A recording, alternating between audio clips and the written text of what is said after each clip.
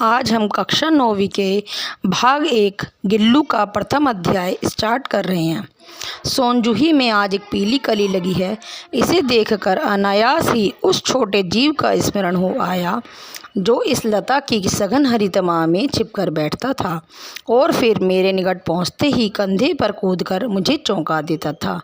तब मुझे कली की खोज रहती थी, पर आज उस लघु प्राण की खोज है। इसमें महादेवी वर्मा जी ने कहा है कि जो सोनजूही का एक पौधा होता है उसमें आज एक पीली कली लगी है, जिसे देखकर अचानक ही मेरे मन में एक उस छोटे से जीव का स्मरण हो आया जो इस टहनी की हरी भरी हरितमा में छिपकर बैठता था और फिर मेरे पास पहुंचते ही मेरे कंधे पर कूदकर मुझे एकदम से चौंका देता था। तब कली की मुझे खोज रहती थी, पर आज मुझे उस लघु प्राण, उस छोटे से जीव की खोज है। परंतु वह अब तो इस सोनजूही की जड़ में मिट्टी होकर मिल गया होगा। लेखिका कहती हैं कि वह जो छोटा सा जीव था वह अब इस सोनजूही की पौधे की जड़ में मिट्टी होकर मिल गया होगा। कौन जाने वही जीव स्वर्णिम कली के रूप में मुझे बाहर चौंकाने आ गया हो। अचानक एक दिन सवेरे कमरे में बरामदे में आकर मैंने देखा कि 2 कौवे एक गमले के चारों ओर चोंचों से छुआ-छुअल जैसा खेल खेल रहे थे। 2 कौवे एक गमले के चारों ओर चोंचों से छुआ-छुअल का अर्थ होता है कि जैसे छूकर छुप जाना जैसा खेल खेल रहे थे। यह काकभुसुंडी भी विचित्र पक्षी हैं। काकभुसुंडी कौवे को बोला जा रहा है। ये काकभुसुंडी यानी कौवे भी एक विचित्र पक्षी हैं। एक साथ समादरित और अनादरित, यानी कि एक साथ ही ये सम्मानित होते हैं और कभी कभी ये अपमानित भी होते हैं।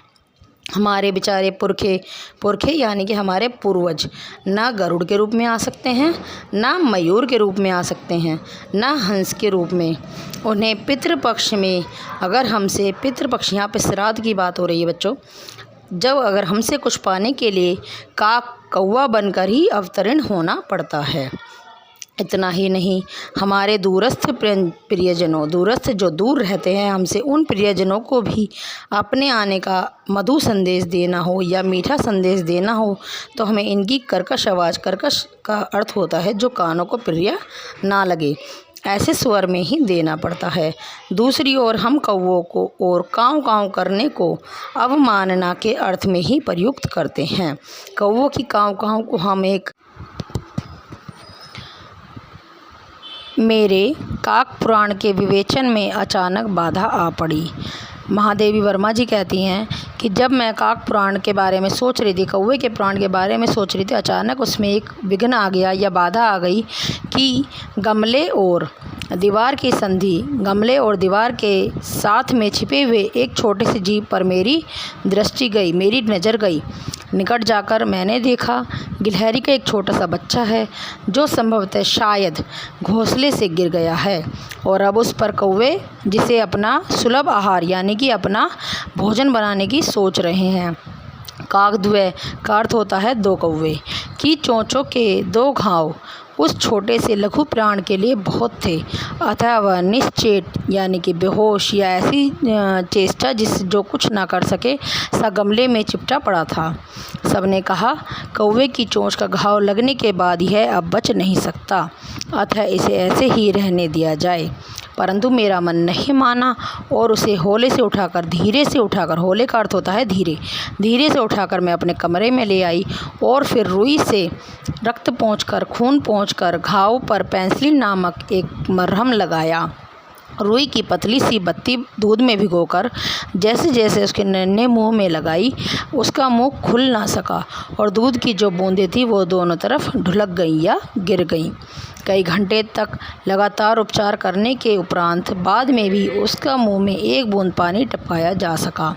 तीसरे दिन तो वह इतना अच्छा और इतना आश्वस्त हो गया था, निश्चिंत हो गया था कि मेरी उंगली अपने 2 नन्हे पंजों से पकड़कर नीले कांच के मोतियों जैसी अपनी आँखों में इधर उधर देखने लगा।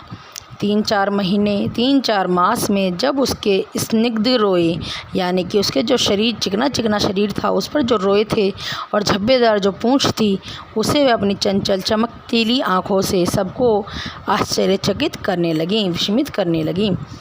हमने उसे जातिवाचक संज्ञा, अभी तक तो हम उसे केवल एक गिलहरी के रूप दे रहे थे। जैसे ही हमने उसे जातिवाचक संज्ञा से उसे व्यक्तिवाचक संज्ञा, यानी कि हमने उस छोटे से प्राण, उस छोटे से जीव को हमने एक नाम दे दिया, यानी कि हमने उसे व्यक्तिवाचक रूप दे दिया। और इस प्रकार हमने उसका नाम रखा गिल्लू। हम उसे सब गिल्लू कहकर बुलाने लगे। मैंने फूल रखने की एक छोटी सी डलिया या हल्की एक डलिया ली और उसमें रुई बिछाई और उसे तार से खिड़की पर लटका दिया। जब 2 साल तक वह जो था वो ही गिल्लू का घर रहा। वह स्वयं हिलाकर अपने आप को झुलाता और अपनी कांच के मनकोसी आँखों से कमरे के भीतर और खिड़की से बाहर ना जाने क्या क्या देखता और समझता रहता था। परंतु उसकी समझदारी और कार्यकलाप, यानी कि उसके करने की हलचल पर सबको बड़ा ही आश्चर्य होता था।